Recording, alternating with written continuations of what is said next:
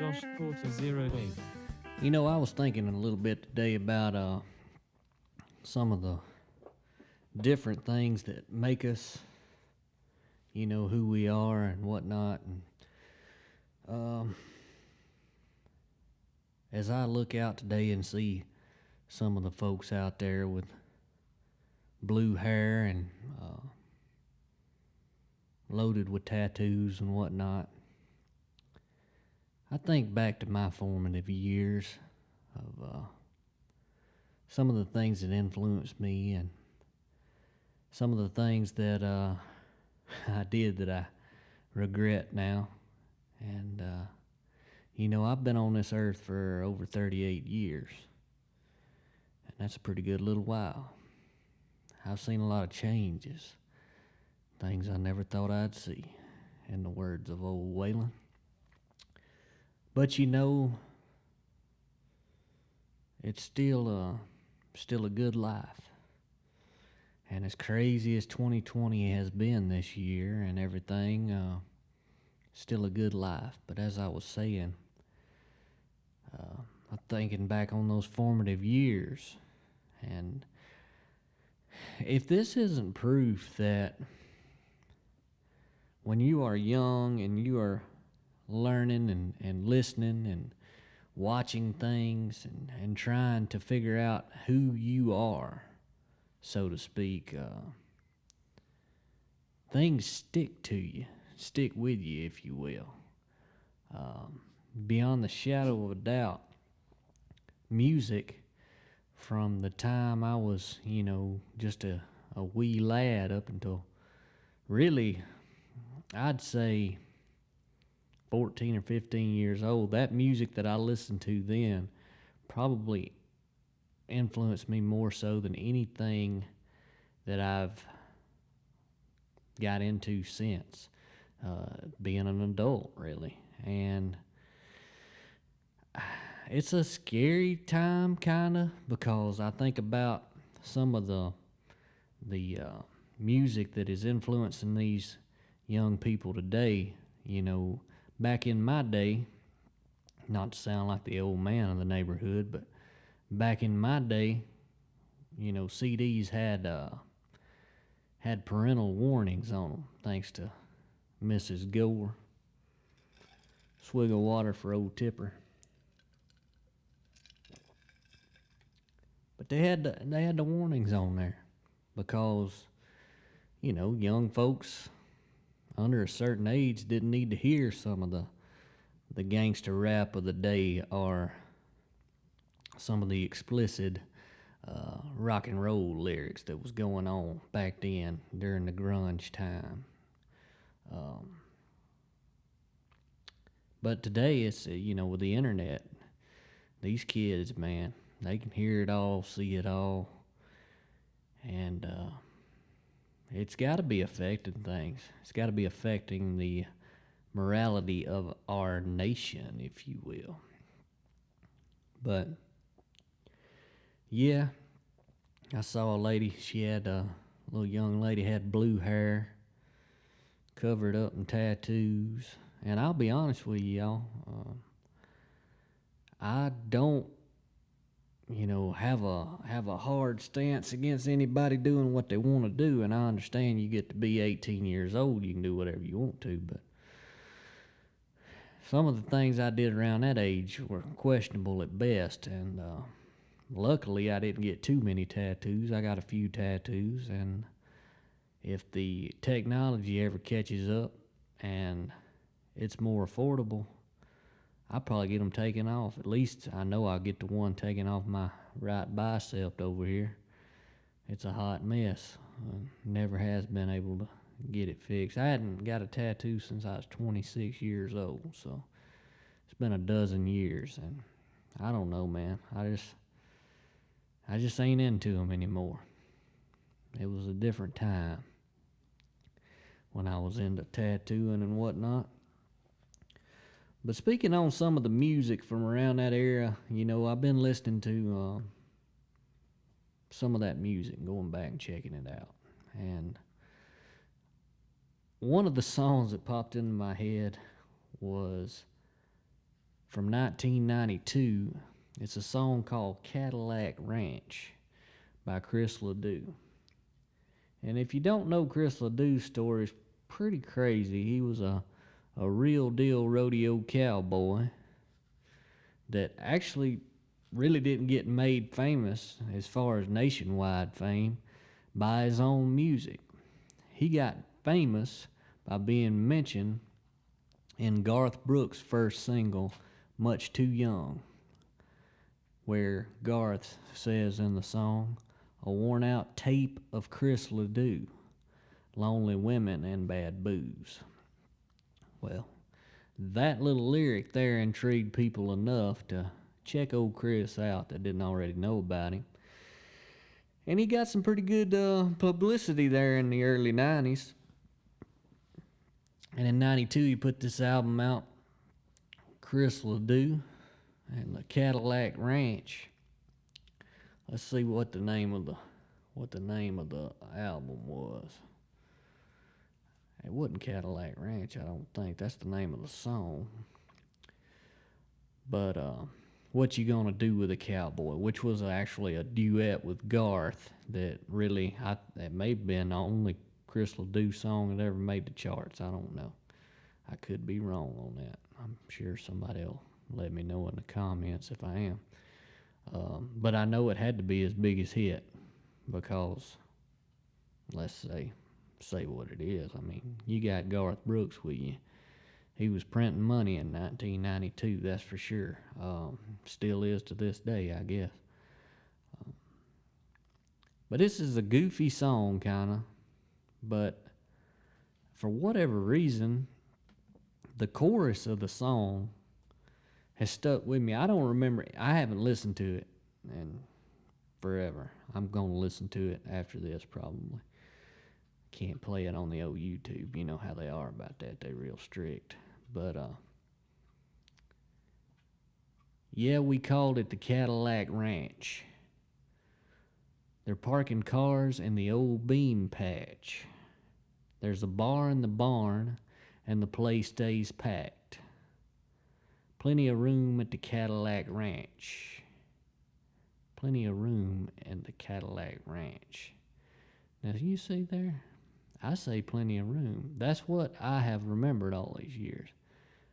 But it says on the lyrics here, till the cows come home at the Cadillac Ranch. Till the cows come home at the Cadillac Ranch. That's very interesting because in my mind, and I do that with certain songs, even after performing and stuff as many years as I have, I remember lyrics that weren't written that way. I've changed them around in my head, and they've stuck for whatever reason. That's an odd phenomenon, I guess. But yeah, this Cadillac Ranch song popped in my head. What You Gonna Do with a Cowboy? It's a good tune. Ain't nothing wrong with that. But of all the songs Chris Ledoux put out, Cadillac Ranch is the one that sticks with me, and that just goes to show you, and kind of what my point was. Kids hear things, and it sticks with them, especially if they love music. Let's just say you love pop music or whatever, country music for that matter. All the stuff that's out there right now, as weird as it might sound, 20 years from now, it's going to be something that somebody remembers, from their childhood, and it's going to be something that is going to be special to them, or it's going to be like this little Cadillac Ranch song that, for whatever reason, has been stored away somewhere in my subconscious. I don't understand how that works or why we hold on to the things that we do. There are a lot better songs than this that I probably should remember from 1992, but this is the one right now that's been in my mind a little bit. I've been revisiting a little bit of my man Joe Diffie's music. We lost him this year, and that, of course, terribly sad. Joe wasn't too old. I think he was in his early 60s at best, and he'd had some health problems and lost his life earlier this year. To that stuff that's going around, and Joe Diffie. I'm just gonna say this because it's something that's been on my heart for many years. I don't think that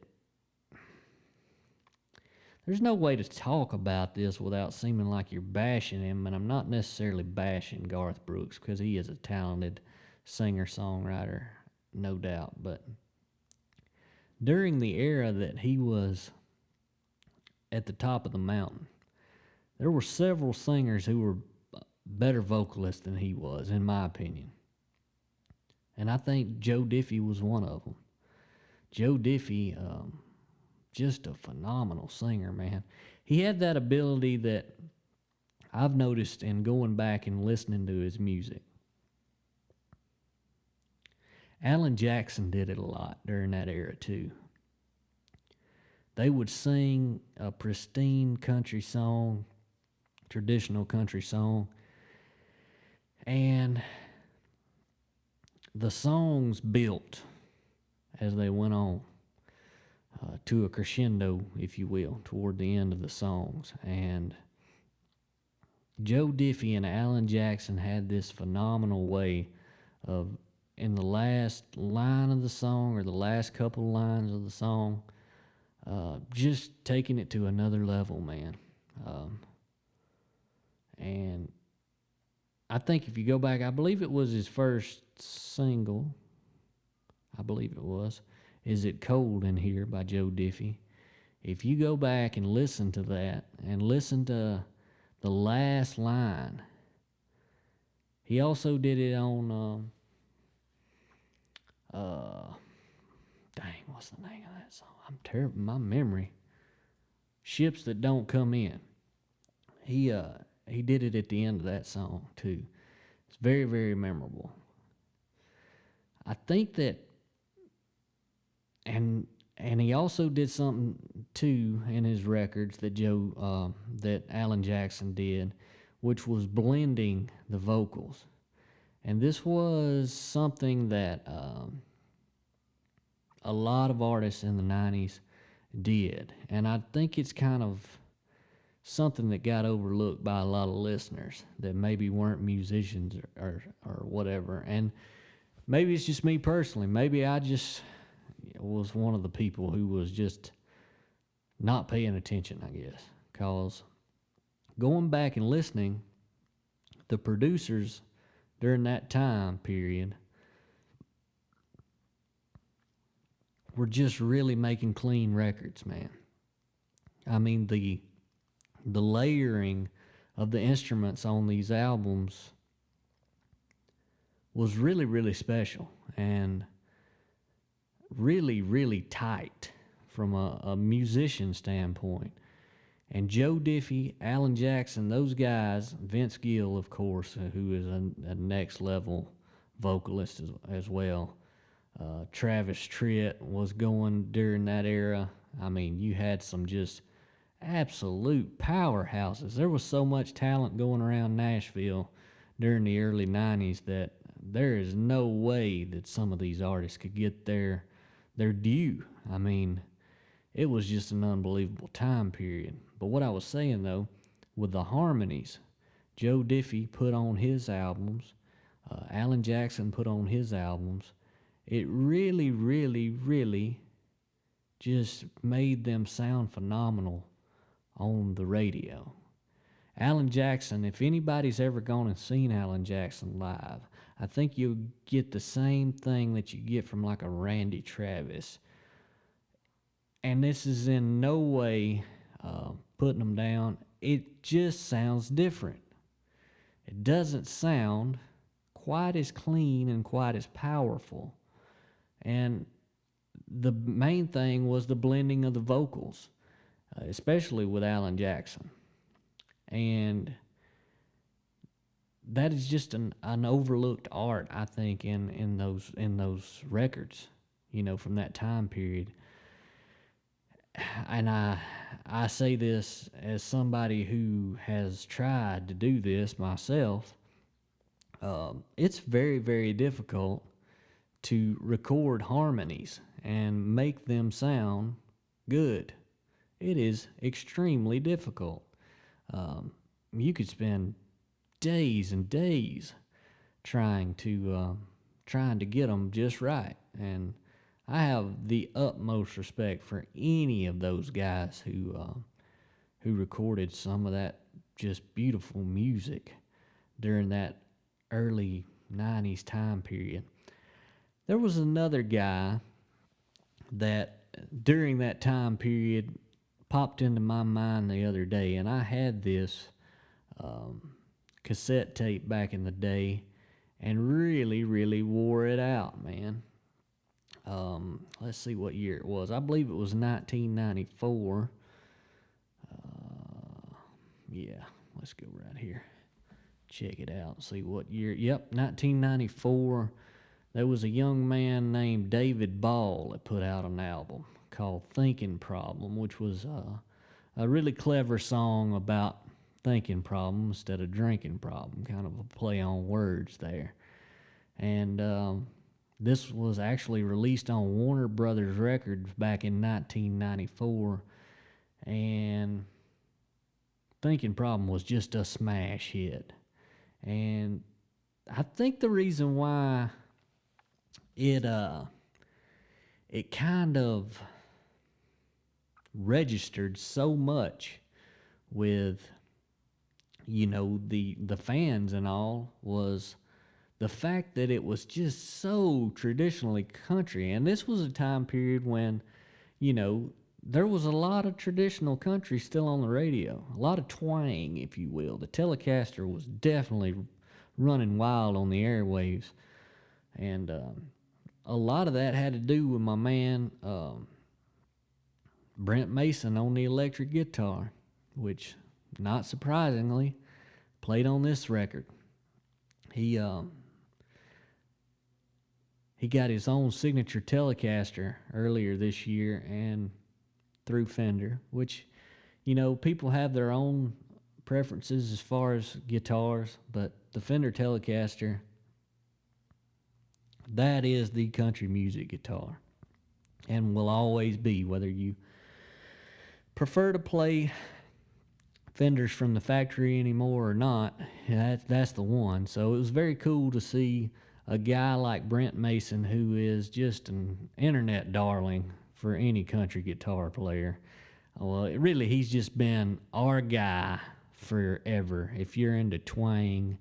And he's kind of an unsung hero. He's kind of the Reggie Young of his era. He played on everything except, he just didn't really get any mainstream coverage till recently.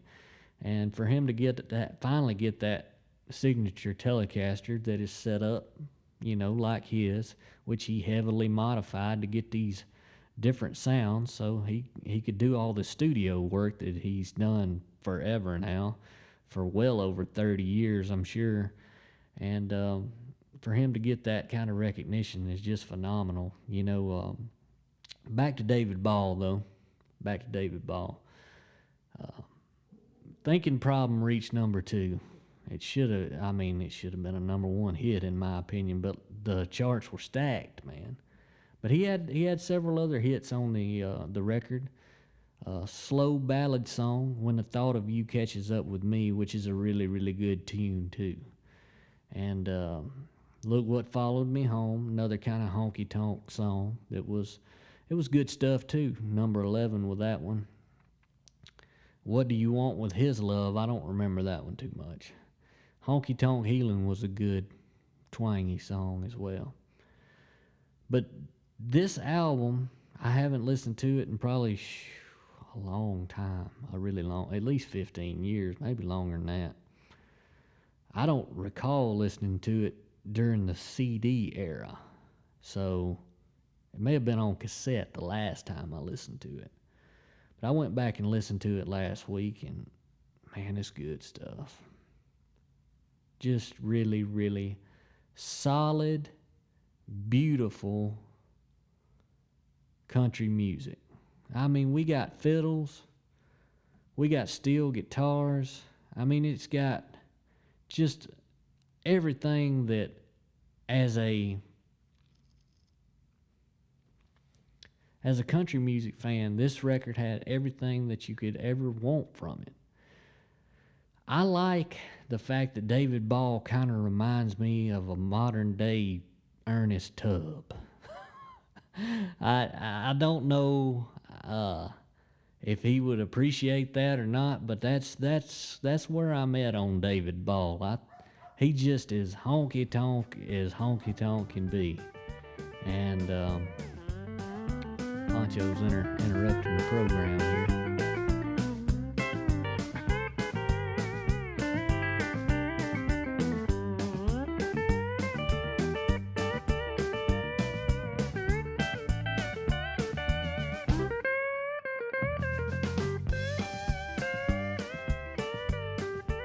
Just a little fun bonus fact here. It's funny, I was talking about Alan Jackson. September 19th, 1992, Love's Got a Hold on You was the number one country song in America. And it's funny, I recorded that song back when I was 14 or 15 years old, and this girl at school taught me into bringing her a cassette tape of me singing this song and some others with my little karaoke rig that I had. And I kind of got my feelings hurt, I guess you will. They kind of laughed at me a little bit. And I remember the line in the song, "Call my doctor on the telephone. Help me, doctor, something's wrong." Well, my Alabama self decided to say, "Call me doctor on the telephone. Help me, doctor, something's wrong." And they just got the biggest kick out of that. And, you know, you're 14, 15 years old, you're a little bit embarrassed anyway to be sharing this kind of stuff, and then to get laughed at. It was kind of one of those memories that just stick with you. But I still probably say telephone when I'm singing. Anyway, and ain't much changed, and I still get laughed at from time to time, but at least my voice changed for the better, I think, and I'm able to stay in key pretty good. That was actually off of the Don't Rock the Jukebox album, which if you want to get a really, really, really good country album, if you're just getting into Alan Jackson or whatever, or even if you've been into Alan Jackson's music and you want to go back and revisit that one, I think that's probably my favorite record he ever recorded. Yeah, just a little bonus fact there.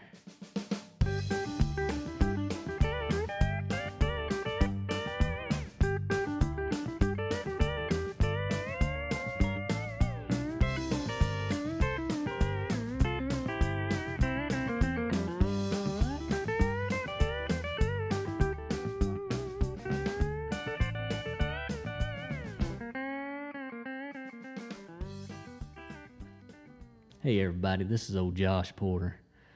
I appreciate you checking out my YouTube channel, Josh Porter 08.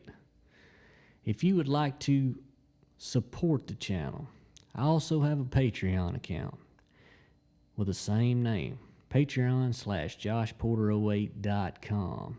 You can check that out and go over there and become a patron. I've got some new stuff coming up that I'm going to be posting on there that I'm pretty excited about. Some of my original music, I'm going to be posting different versions of those songs. And I also have some new original music that I'll be posting on there as well. And every now and then you might get a podcast over there that you won't get here on the Josh Porter 08 YouTube channel. So if you will, just head on over there, drop a couple of bucks in the old virtual tip jar, if you will, and help me keep doing this thing, man. Help me keep the lights and the internet turned on. I appreciate y'all for listening, and even if you don't, if you just want to stay here and enjoy the free content on YouTube, if you're a subscriber, I appreciate you, and thank you again, and I will Catch you on the flip side.